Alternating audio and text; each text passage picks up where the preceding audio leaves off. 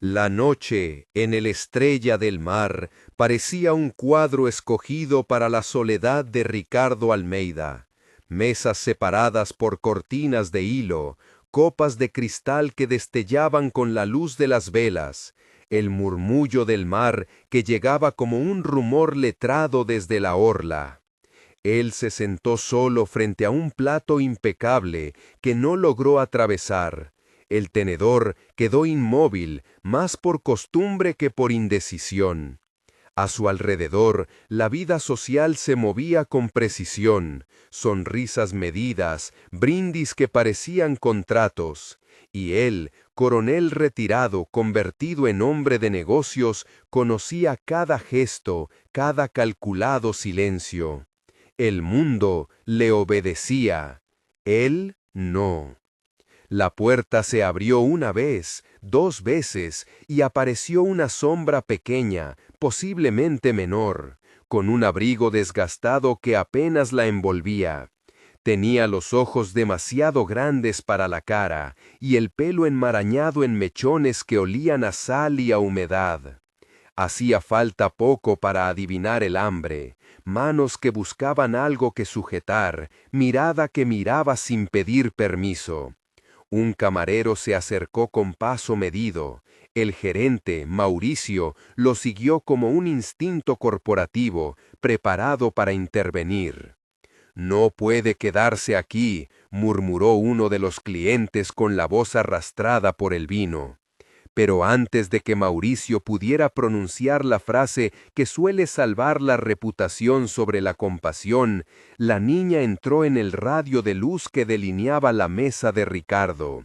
Se plantó frente a él, respiró hondo como si hubiera ensayado una osadía, y dijo, con una claridad que atravesó la campana de cristal del restaurante: «Papá».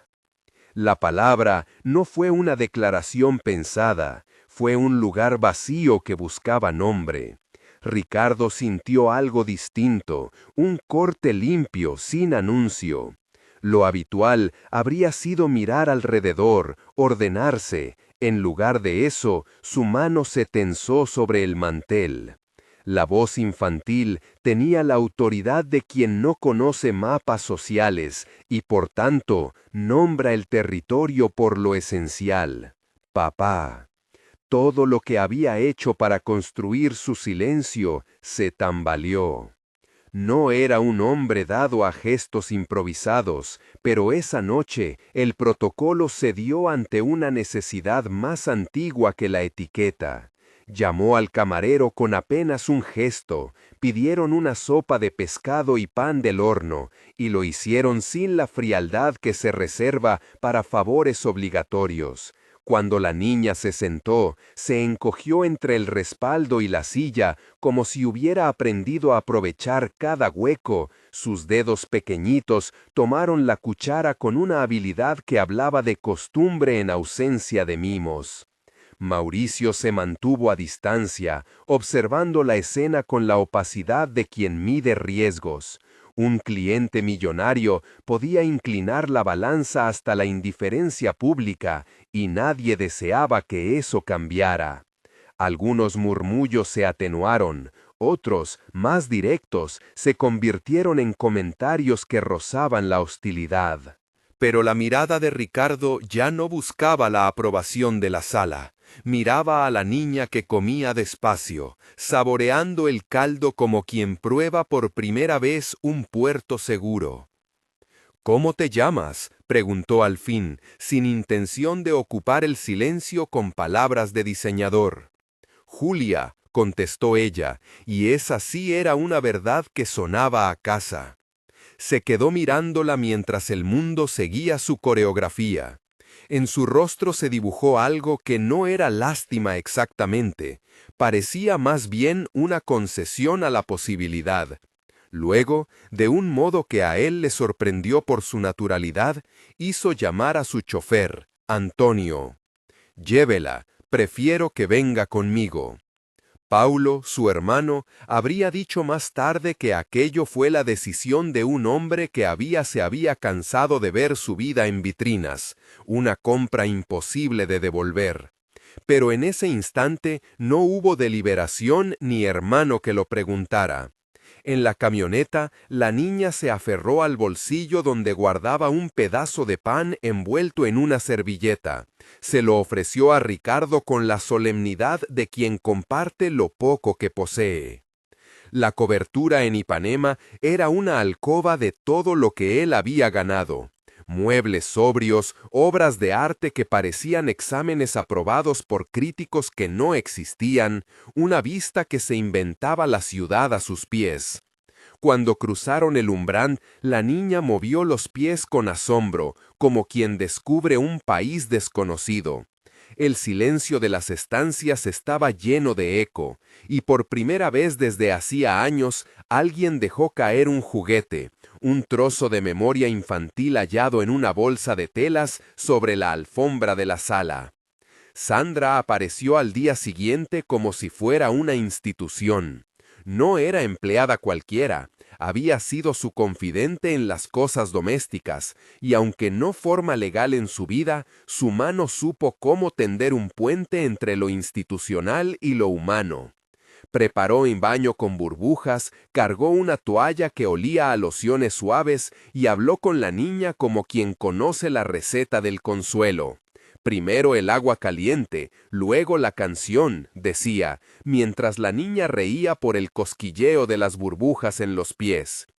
Ricardo observó desde la puerta. Su mirada carecía de reproche, tenía la sorpresa de quien descubre una ciudad en un mapa olvidado. Al verla entre burbujas, la niña cerró los ojos y exhaló un sonido que parecía un libro que vuelve a su página querida. Era una risa pequeña, sincrónica con el agua.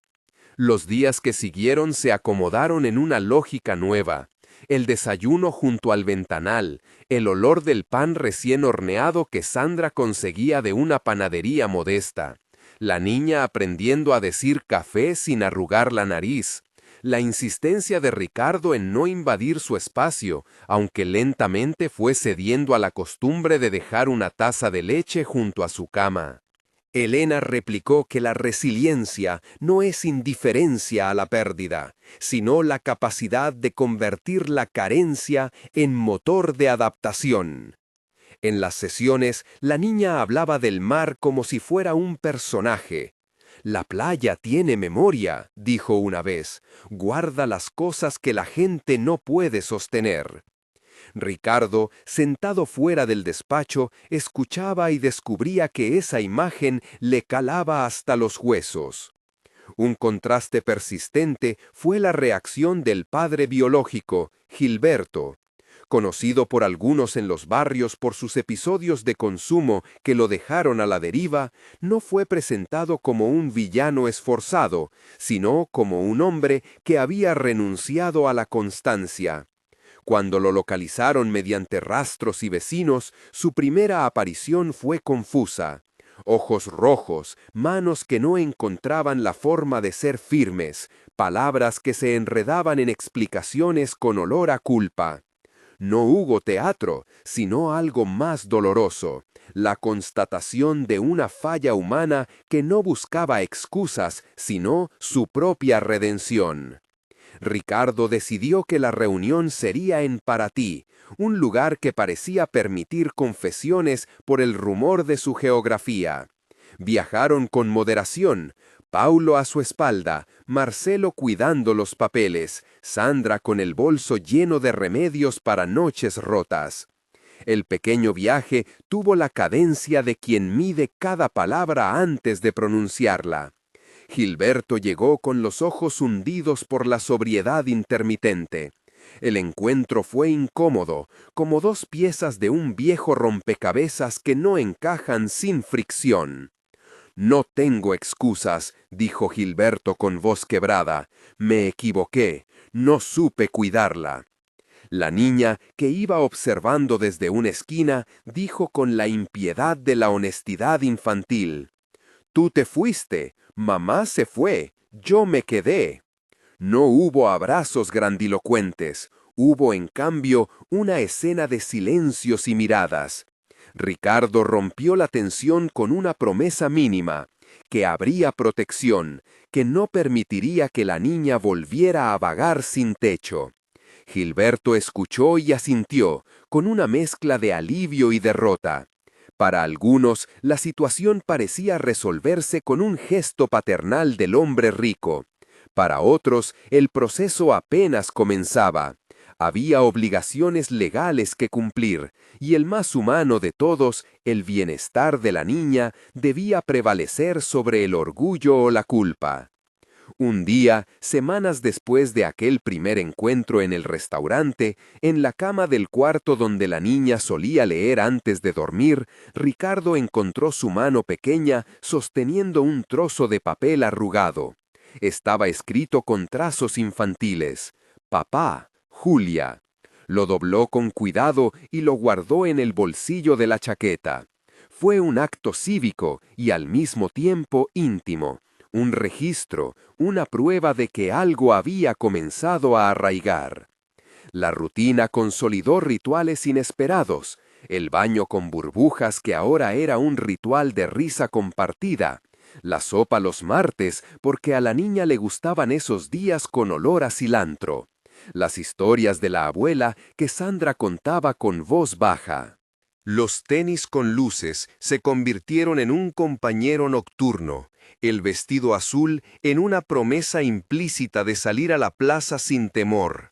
Y cuando la niña, una tarde, le pidió a Ricardo que le enseñara a atarse los cordones, él descubrió que el gesto era una iniciación en la paciencia. Sin embargo, no todo fue suavidad. Hubo momentos de confrontación. Una noche, la niña preguntó de forma brutal: ¿por qué me trajiste si no soy tuya? Y la pregunta quedó flotando entre la mesa de la cocina y el silencio del hombre que había aprendido a vivir en parcelas. Porque no quería que te quedaras sola, respondió él, y la franqueza fue suficiente para que ella se acurrucara a su lado. Aquel reclamo sin odio fue la prueba de que la confianza aún requería trabajo diario, no solo buenas intenciones. Mientras tanto, la maquinaria administrativa continuó su curso. Se presentó la solicitud de guarda provisional, se anotaron documentos, se consultaron antecedentes, se realizaron entrevistas domiciliarias. Marcelo llevaba papeles con la pulcritud de un hombre que sabe que el tiempo no es amigo de los compromisos humanos. No se prometió ningún final precipitado. El proceso sería serio y, sobre todo, llevaría tiempo. Ricardo aceptó el cronómetro institucional con una paciencia nueva, consciente de que no podía comprar la estabilidad con un gesto aislado. En el centro de todo, la niña ejercía su poder más genuino: transformar la casa en un sitio donde la risa no parecía un intruso. Una tarde, jugando con arena en un cajón improvisado, ató con sus manos una promesa fingida en el dedo meñique de Ricardo. Mindinho, dijo solemnemente, como si pronunciar la palabra diera legalidad a una unión que la ley todavía no reconocía. Él sonrió y cerró su mano sobre la suya, pensando que esa pequeña ceremonia, más que un pacto, era la alquimia silenciosa que comenzaba a disolver años de aislamiento. Habían pasado meses desde el primer encuentro en la puerta de la Estrella del Mar, y la vida mostraba cicatrices y costuras nuevas. Tarde de tarde, cuando la ciudad se desplegaba con su luz anaranjada, Ricardo miraba a la niña dormida y contaba los detalles que le gustaban: la forma en que sus dedos se curvaban, el modo en que sus párpados se movían como si soñara con olas. Comprendió que la paternidad no era una conquista, sino un aprendizaje de humildad. Consistía en aparecer, en tolerar la incomodidad, en aceptar que crecer junto a otro exige más que gestos heroicos. Había una audiencia próxima que se anunciaba con la gravedad de una estación, la posibilidad de una resolución que consolidara o deshiciera lo que habían tejido a tientas. Ricardo se preparó sin ceremonias, no buscó ahogar la tensión en gestos de supuesto heroísmo. Organizaba los papeles con la misma disciplina militar que lo había definido, pero con una ternura nueva, porque sabía que lo que estaba en juego no era una propiedad, sino una vida. Y mientras repasaba los nombres y las fechas, la niña, sin notar la gravedad de esos números, le pedía que le contara historias de mares lejanos, como si la realidad pudiera sostenerse en la narración de un hombre que había decidido quedarse. En la noche previa a la audiencia, Sandra y Paulo se sentaron a cenar con ellos. Hablaron en tono bajo de lo que significaría un fallo a favor, de lo que supondría que la justicia oficial nombrara aquello que ya parecía claro en las habitaciones, una familia elegida. No hubo discursos melodramáticos, hubo pequeñas confesiones. Paulo confesó que al principio pensó que era un capricho. Sandra, que había llorado la primera vez que la niña llamó papá. Ricardo, con la mirada en el vaso de agua, sonrió como quien finalmente comprende el precio de las cosas que no se compran. En la mañana de la audiencia, el aire olía a lluvia lejana. Subieron al juzgado con una serenidad contenida. La niña llevaba puesto su vestido azul y sus tenis con luces hicieron un ruido infantil contra los escalones de mármol. Marcelo caminó a su lado, con la carpeta abierta y las palabras preparadas. Gilberto vino también, con la cara más serena que saítos los días anteriores. La sala tenía la textura de un recinto que pesa decisiones. El brillo del reloj, la formalidad de los asientos, la espera que baja como una cortina. Cuando la secretaria llamó su nombre, Ricardo apretó la mano de la niña y la dejó salir primero, como quien protege un territorio recién descubierto. Se sentaron, la abogada presentó los documentos, la doctora Elena habló con la calma de quien sabe lo que un niño necesita, y Gilberto ofreció una declaración que navegó entre la culpa y el intento de reparación. No hubo espectáculo, hubo en cambio la insistencia de la ley en ordenar un afecto que ya existía en la casa. La decisión del juez fue atenta a la evidencia. La medida provisional quedaba en manos de Ricardo, con supervisión y un plan de acompañamiento. No era un cierre absoluto, sino un paso institucional que reconocía lo que ya late en la cotidianeidad. Al salir de la sala, la niña tomó la mano de Ricardo y apretó con fuerza el mindiño que habían prometido semanas atrás.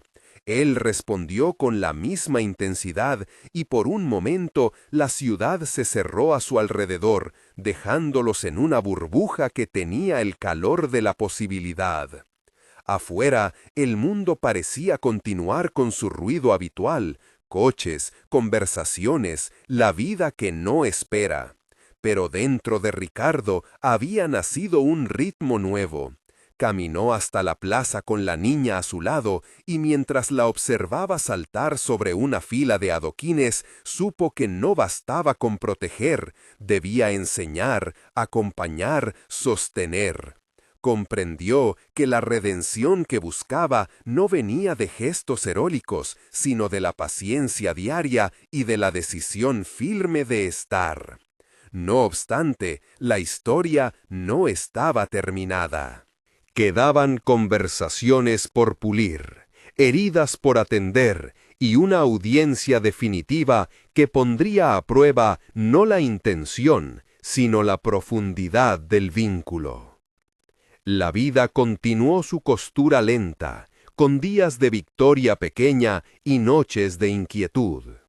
Ricardo tomó el abrigo de la niña una mañana y con un gesto que ahora entendía su propio peso, se inclinó y le susurró: «Si alguna vez tienes miedo, di mi nombre y vendré».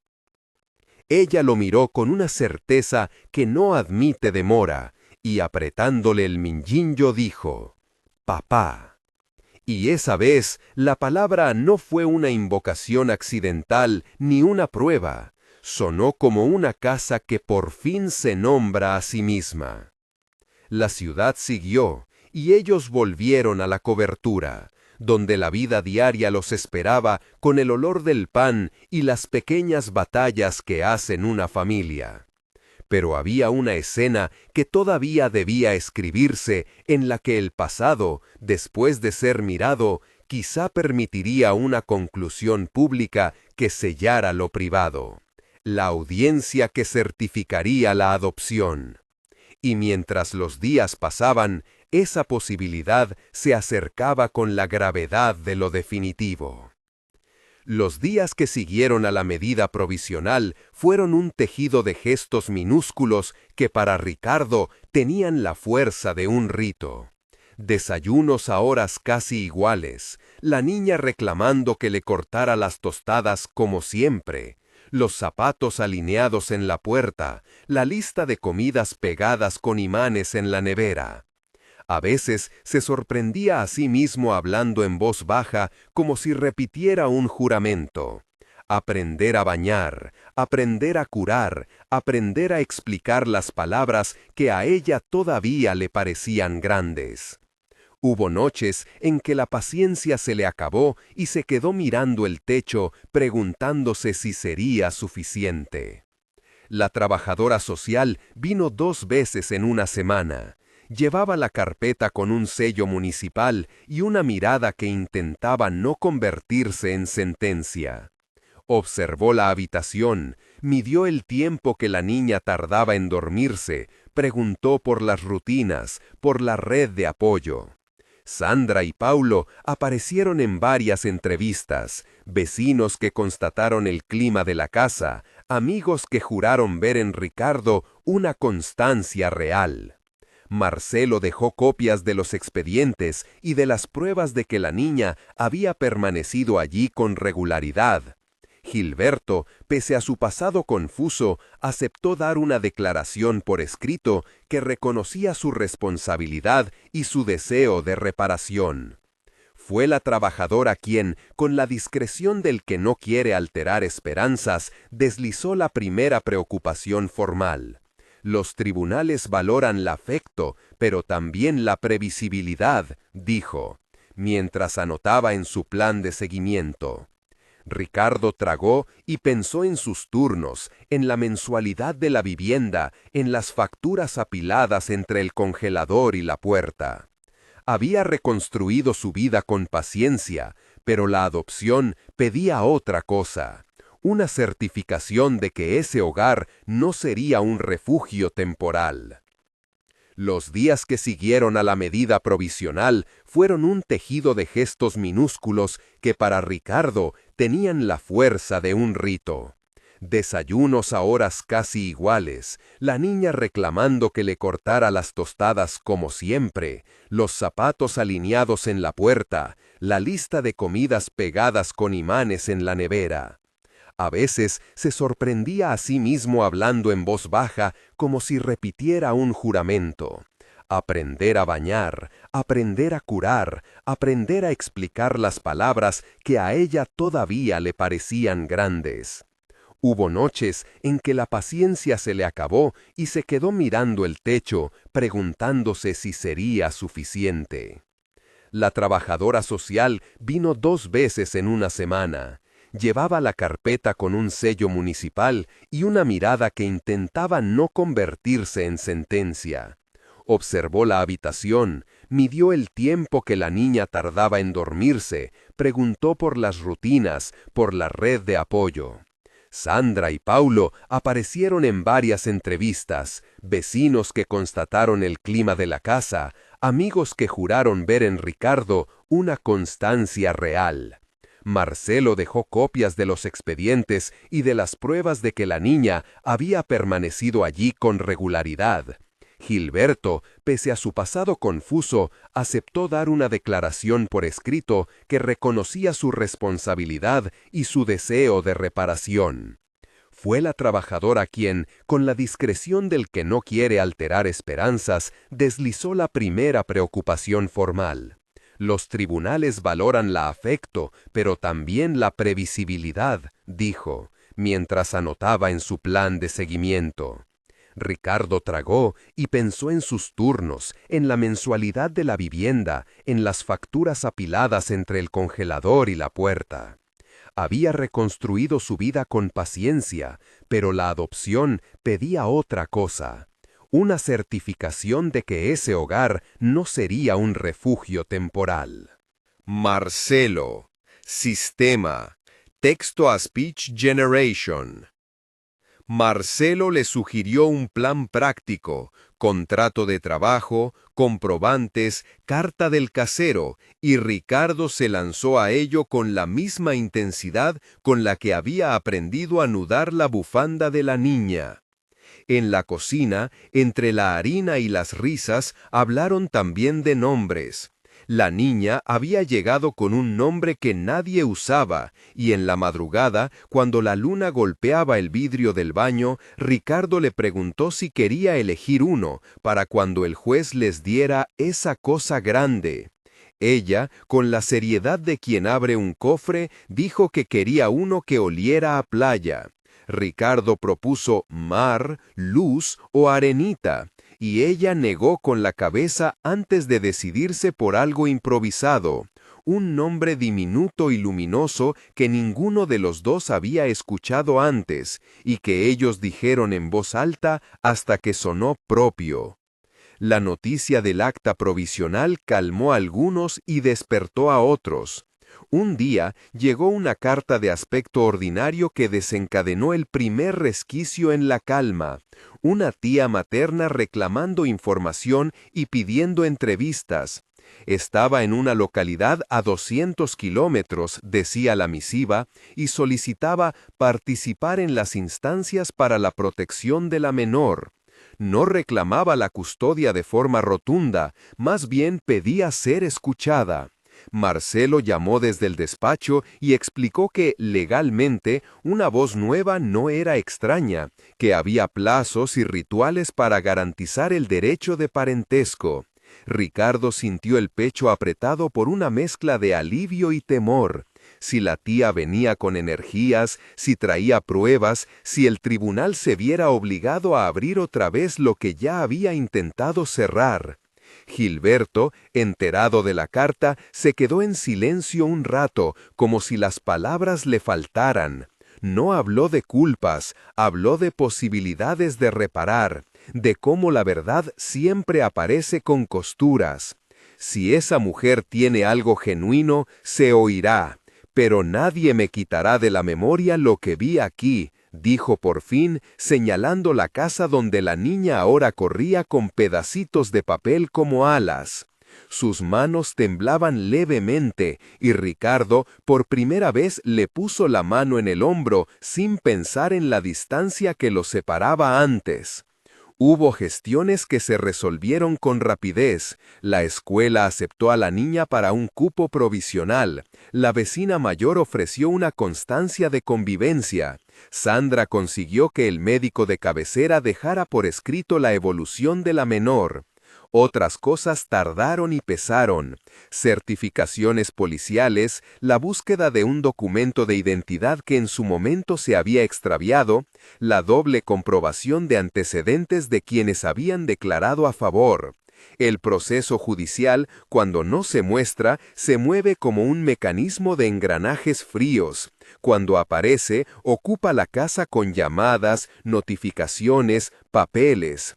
Ricardo aprendió a no leer la correspondencia si la niña estaba a su lado, por miedo a que la mirada infantil interrogara sus palabras con preguntas que él aún no sabía responder. La tía no vino al principio. En su lugar, una carta más elaborada llegó a manos de Marcelo. La mujer se llamaba Eva y afirmaba haber criado a 2 hermanas que se separaron en la adolescencia. Aportaba fotografías, fechas, lugar de nacimiento distinto, manos en otras casas, y pedía que se le permitiera un encuentro para conocer a la niña. El bufete de Marcelo ordenó la documentación en paquetes y respondió con la cordialidad que exige la ley. La petición debía ser valorada, dijeron, pero en los pliegues del despacho se adivinaba la posibilidad de una audiencia preliminar. Por las noches, Ricardo notaba que cerraba la puerta con más cuidado. Había ocasiones en que la niña lloraba sin motivo aparente y él la mecía hasta que el ruido cesaba. Otras veces se sentaba en la mesa con la luz tenue y repasaba mentalmente lo que diría si la tía preguntaba por ellos. ¿Qué diría si le pidiera que mostrara la cocina, los juguetes, los cuentos leídos? ¿Qué diría si preguntara por el padre que nunca fue? Había una pregunta que lo perseguía. ¿Era su afecto tan sólido frente a la fría enumeración de papeles y certificados? Aprendió a nombrar lo que sentía. Tenía amor, sí. Tenía miedo, sí. Pero también la certeza de que estaba dispuesto a pelear una vida que ya había plantado raíces. El calendario marcó la fecha de una vista preliminar. No era la adopción definitiva, pero servía para que el tribunal escuchara a las partes y verificara si habían justificaciones para abrir un proceso de filiación o si la medida provisional debía mantenerse hasta una resolución mayor. Marcelo preparó el dossier con la calma de quien reúne piezas de un rompecabezas, testigos, recibos, relatos de la convivencia, entrevistas con la vecindad. Gilberto firmó un documento complementario en el que ratificaba su reconocimiento y su renuncia a cualquier pretensión. Paulo y Sandra ofrecieron testimonio sobre los lazos afectivos que habían observado. La niña, ajena a los pleitos de adultos, se convirtió en un punto de precisión emocional para todos. Llegaba de la escuela con un dibujo en la mochila y preguntaba si podrían cocinar la receta que le habían enseñado en clase. Ricardo respondía con un sí que a veces se quedaba corto porque cada sí pesaba. En el espejo de la cocina, ella practicaba frases que había aprendido en el colegio y ensayaba sonidos que hacían reír a Ricardo hasta las lágrimas. Había noches en que se despertaba pidiendo que le contaran el cuento de los pies que nunca se quietan, y Ricardo inventaba, sobre la marcha, un relato de un hombre que decidió quedarse y construyó su propia casa a base de pasos pequeños. La mañana de la vista preliminar amaneció con una luz que parecía poner en relieve todo lo dejado sin remate. La niña escogió un conjunto sencillo, una camiseta con un dibujo de un sol y una falda que esparcía pliegues cuando ella giraba. Marcelo apareció con la carpeta cerca del pecho, Gilberto con el gesto tenso, Sandra con una sonrisa que intentaba no traicionar miedo, Paulo con el coche estacionado en doble fila. En la sala, la jueza, de mirada templada, escuchó argumentos. La tía Eva no estaba presente, pero su representante legal sí, con un tono que oscilaba entre respeto y la insistencia profesional de quien busca cualquier punto de anclaje. Las preguntas se plegaron a lo esperado. Constancias, rutinas, el origen de la relación entre Ricardo y la niña, las circunstancias del abandono. Marcelo habló de la prueba de convivencia, de la voluntad de la niña, de la necesidad de estabilidad. Gilberto aportó su renuncia formal y describió, sin teatralidad, su arrepentimiento. La representante de la tía pidió que se valorara la posibilidad de un encuentro exploratorio. Insistió en la necesidad de escuchar a una familiar que, decía, podía aportar información valiosa sobre la historia familiar. La jueza anotó y, al levantar la vista, pidió una pausa para deliberar. Esa pausa fue un tiempo ralentizado que Ricardo sintió en cada fibra. Caminó por el pasillo del tribunal como quien recorre los escalones de un sueño. La niña, tomada de su mano, golpeaba el suelo con las suelas en un ritmo que él intentaba no alinear con su propio latido. Cuando regresaron, la jueza dictó lo que esperaba y algo más. Mantuvo la medida provisional a favor de Ricardo. Concedió la solicitud de un encuentro exploratorio entre la tía y la niña bajo condiciones estrictas, un espacio neutral con la presencia de la trabajadora social. Y fijó plazos. No cerró la puerta a la adopción definitiva, pero dejó claro que la última palabra exigiría más pruebas, más tiempo y el convencimiento del tribunal de que el interés superior de la menor estaba asegurado. Al salir, la ciudad se le apareció de nuevo con su ruido habitual, pero había un peso añadido. No era solo la luz del sol ni el viento sobre el rostro, era la certeza de que, a partir de ese momento, cada alegría cotidiana podría ser interpelada por una voz que decía parentesco. Ricardo sintió la amenaza y, paradójicamente, la convocación a una delicadeza mayor. Era una prueba de resistencia, sostener la vida que habían creado sin dejar que el miedo lastrara los días. Esa noche, la niña durmió con el peluche cosido por Sandra y un dedo en la boca. Ricardo se quedó en la cocina hasta tarde, con una taza de té que perdió calor sin que él se percatara. Pensó en lo que decía Marcelo: el tribunal necesita tiempo para ver la solidez de un vínculo. También pensó en lo que le había dicho la jueza al final, con la voz que no buscaba permiso, pero cuidaba la dignidad. La ley protege, pero también necesita certezas.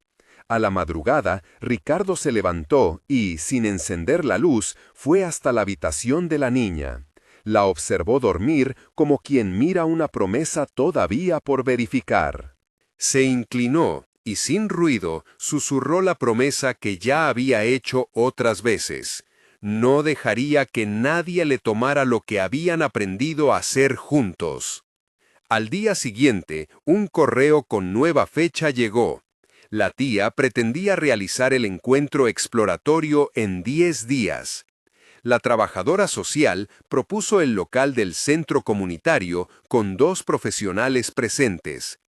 Ese tiempo fue el que Ricardo empleó para poner en orden lo que el tribunal podía ver: más pruebas de permanencia, solicitudes de estabilidad laboral, conversaciones abiertas con la escuela para asegurar apoyo. También fue el margen en el que conoció mejor el ritmo íntimo de la niña: cómo roncaba apenas al dormirse, cuáles eran sus manías con las sábanas, qué la calmaba cuando un recuerdo la asaltaba. En la cocina, una tarde, la niña le pidió que le contara otra vez por qué la habían llevado a aquel lugar el primer día. Ricardo titubeó. Era una pregunta que podía abrir herida o afirmar la memoria. Eligió la verdad en la forma que entendía posible. Habló de un tiempo en que nadie pudo cuidarla, de personas que la tuvieron y luego no, de cómo algunos adultos se equivocan y otros se quedan para aprender. La niña lo miró con cara de entender y luego, sin dramatismo, pidió otra galleta. La respuesta no cerró nada, pero no dejó vacío. Le puso un nombre a la historia que podían seguir narrando juntos. El encuentro con la tía fue pautado con cuidado. Eva llegó con una caja de fotografías, con una voz que quiso sonar serena y con el gesto duro de quien ha esperado explicaciones. La trabajadora social moderó la conversación. La niña entró al salón con su timidez habitual y después de 2 palabras se sentó en el suelo a jugar. Eva habló de la familia, de pérdidas antiguas, de la complicación de los lazos. No dijo que reclamaba la custodia de golpe, pidió abrir la puerta. Ricardo escuchó la historia de la tía con la calma de quien sabe que las historias pueden contener verdad y veneno a la vez. Cuando le tocó hablar, contó su recorrido con crudeza doméstica: la casa, las noches, la cocina, el nombre nuevo. Eva miró a la niña y por un instante la cordialidad se quebró en algo parecido a una perplejidad. «Si hay algo que quiero», dijo la tía al final, «es saber si está bien». La trabajadora social propuso un seguimiento conjunto antes de cualquier decisión judicial. La semana que siguió fue de esperar y de pequeños avances. La trabajadora extendió una recomendación favorable por la calidad afectiva observada. La escuela confirmó progresos. Marcelo presentó un escrito pidiendo que la adopción avanzara en términos prudentes. Pero la sala del juzgado, con su ritmo burocrático, exigía paciencia. Cada papel ingresado era un paso, cada paso una obligación de constatar que la vida que buscaban certificar era en verdad una vida que había echado raíces. Ricardo aprendió en ese tiempo a mirar la ciudad con menos impaciencia y más cuidado. A su lado, Eva sostenía una foto en la que la niña aparecía pequeña, abrazando a un peluche. Sus manos temblaban apenas. La trabajadora social habló primero. No leyó el informe de punta a punta, seleccionó frases concretas, capítulos que valían por argumentarios. Constancia de asistencia al centro de día, estabilidad en los horarios, avances escolares, ausencia de comportamientos autodestructivos, la capacidad de apego de la niña hacia Ricardo y la necesidad de continuidad. Cuando describió la noche en la que la niña había llorado por la madrugada y Ricardo había encendido la luz para leerle hasta que volviera a dormir, el juez levantó la vista. No era poesía, dijo la trabajadora, era una cadena de hechos que componen un entorno que protege. Después fue la directora de la escuela quien, con voz cansada y exacta, describió los progresos académicos y emocionales. Contó cómo la niña había pasado de respuestas cortas a elaborar pequeñas historias en clase, cómo, en un ejercicio de teatro, aceptó ser protagonista sin derrumbarse, cómo, en los recreos, había empezado a hacer amigas. Hoy tiene una bolsa de estrategias para pedir ayuda, añadió, y eso, explicó, no se improvisa, se construye con rutinas, con adultos predecibles. Miró a Ricardo y dijo, sin dramatismo, él ha sido su adulto predecible. Marcelo tomó la palabra con la calma metódica del abogado que ha visto perder batallas y aún así conoce el valor de cada documento. Presentó informes médicos, recibos de terapia, fotos fechadas que demostraban convivencia cotidiana, así como testimonios de vecinos que hablaban de cenas compartidas, de llaves dejadas en el buzón, de plantas regadas cada mañana. Sus argumentos no buscaban demonizar al pasado de la niña, buscaban mostrar que la vida que ésta conocía ahora tenía estructura, límites y cariño. La ley, dijo Marcelo, pondera el interés superior del menor. Aquí hay signos claros de que el interés de ella está en la continuidad. Cuando tocó el turno de Eva, la sala se cargó de una tensión distinta, más íntima. Ella no traía solo papeles, traía un cuerpo que había envejecido con nostalgias abiertas. Habló de su madre, de cómo fue niña y joven en una casa que parecía dar y a la vez olvidar. Dijo que lo único que buscaba era abrir la puerta, repitió la frase con cuidado, como si no supiera si la puerta seguiría allí.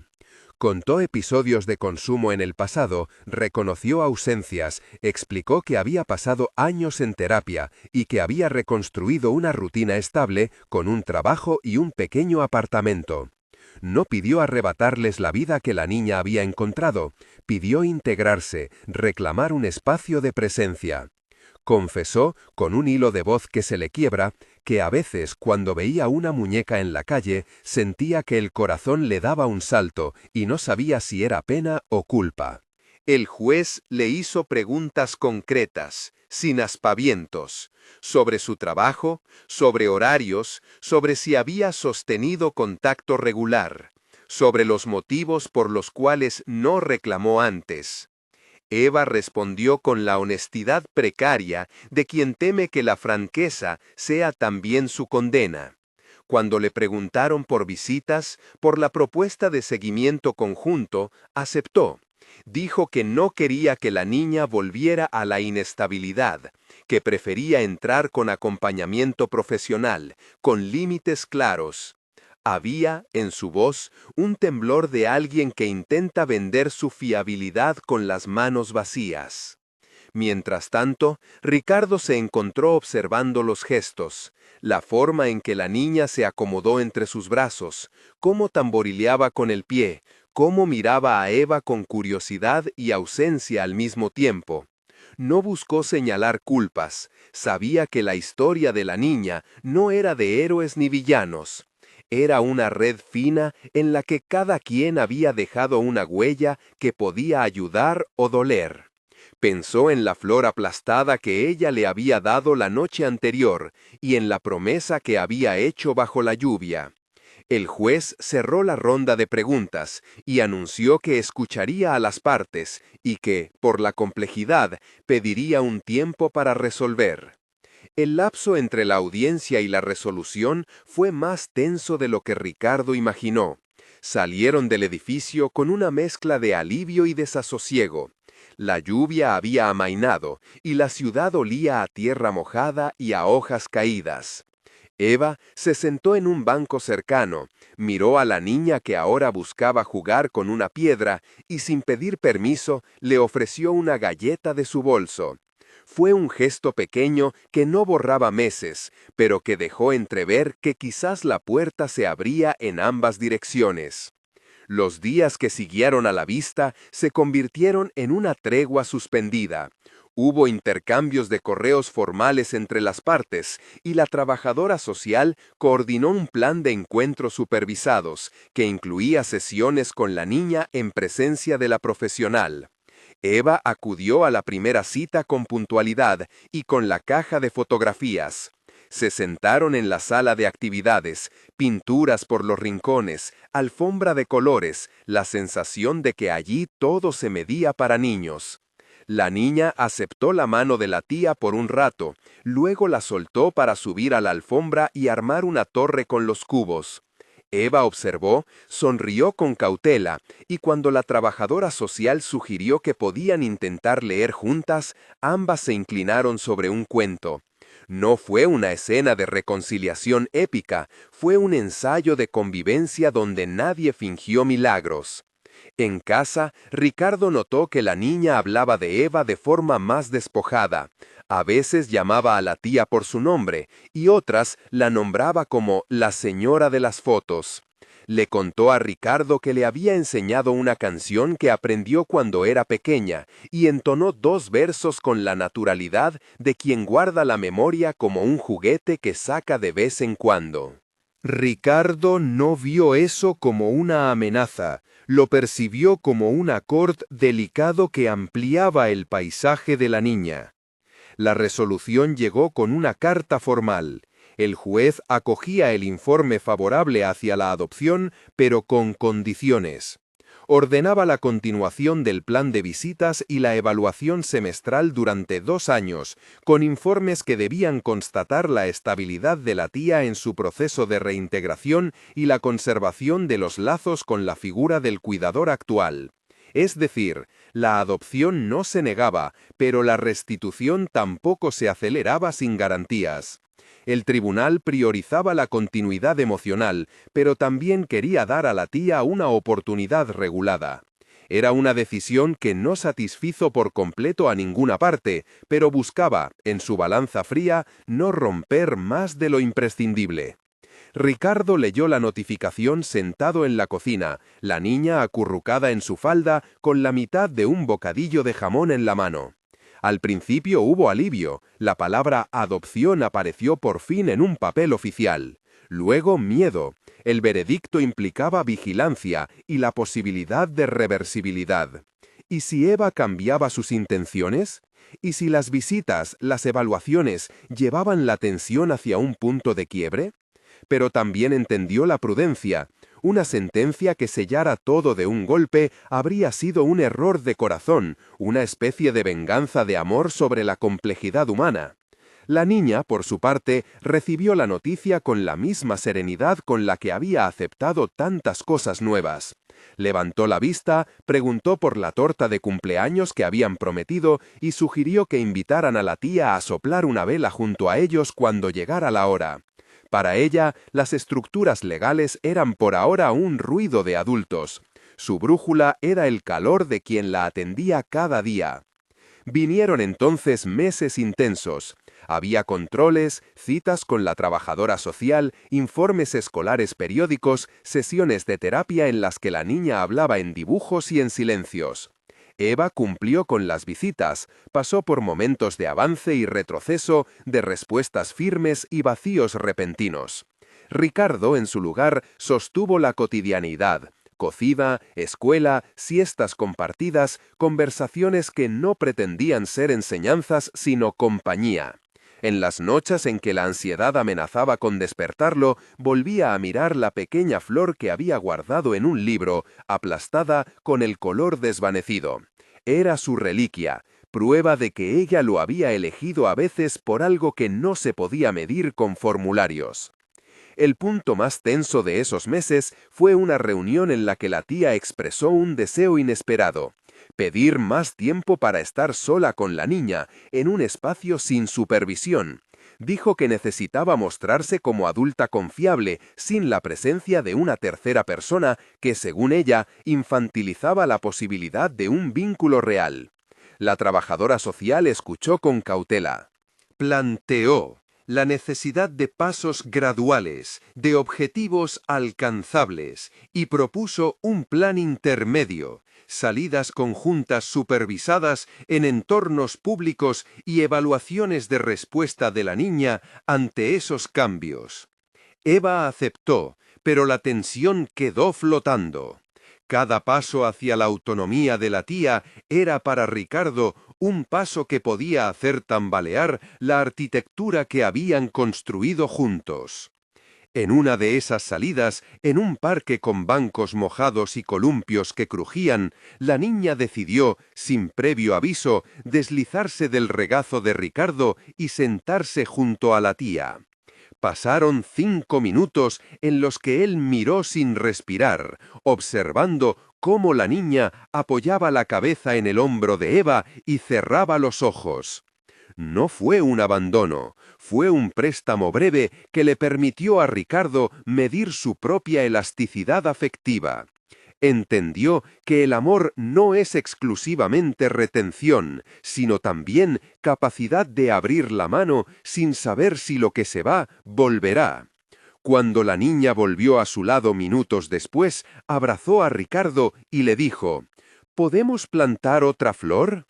Él rió, y en ese gesto simple encontraron la manera de contener la incertidumbre. Los informes semestrales llegaron con la frialdad de lo burocrático y la ternura de lo humano. Uno decía: avance en la integración de la tía, buena disposición a los procesos terapéuticos, vínculo estable con el cuidador principal. Otro señalaba: retrocesos breves en la tía, situaciones personales que afectaron su disponibilidad emocional. El tribunal lo leyó todo y decidió que la supervisión debía continuar. No otorgó la restitución total, pero tampoco cerró la posibilidad. Fue una sentencia de cuidado: cruzar los deseos con los límites, priorizar a quien había construido un día a día y abrir la posibilidad de que la adulta que había venido tarde pudiera integrarse con tiempo.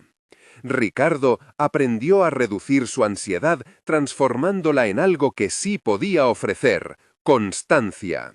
Hizo listas de rutinas que se volvieron himnos domésticos: las mañanas de cereal y canciones, la hora de la lectura a las 8, la tarde del miércoles para plantar en la maceta del balcón.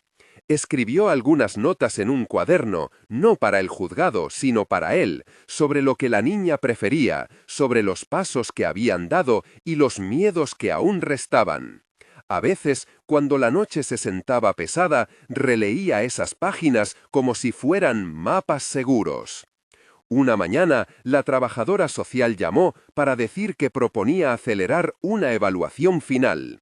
Los informes mostraban una progresiva consolidación del vínculo y, si no surgían retrocesos, recomendaría una resolución que reconociera la adopción con menos estrictas. Ricardo sintió que el aire se le hacía peso en el pecho. No por el temor a perder lo ganado, había aprendido a confiar en los procesos, sino por la conciencia de que cuando el tribunal dictara, la vida habría cambiado para siempre. El día que se fijó la nueva audiencia, la niña preparó una tarjeta en la que dibujó 3 figuras: una con pelo largo, ella; otra más alta, Ricardo, y una tercera con un corazón grande, Eva. En la parte de abajo escribió, andar juntos. Ricardo dobló la tarjeta y la guardó en el bolsillo del abrigo como un talismán. Cuando salieron para la audiencia, la ciudad estaba más clara. El miedo seguía allí, pero atenuado por la costumbre de sobrevivir a las decisiones. Entraron de nuevo a la sala con la sensación de que todo lo que habían hecho en aquellos meses sería al final la evidencia más contundente que podían presentar.